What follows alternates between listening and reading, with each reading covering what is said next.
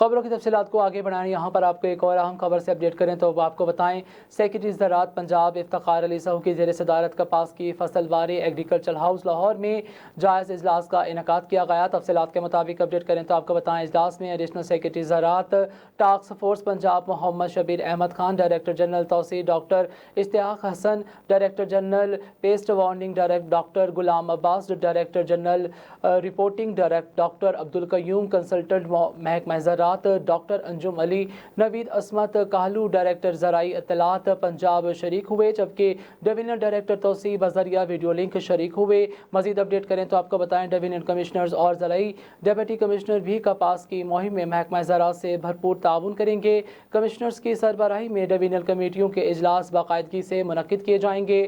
Deputy director اور district کمیٹیوں کے اجلاس متعلقہ ڈپٹی کمشنر کی سربراہی میں منعقد کروائے جائیں گے۔ محکمہ زراعت کے تمام افسران اور اہلکاروں کی متفرق ڈیوٹیاں مکمل طور پر ختم کر دی گئی ہیں۔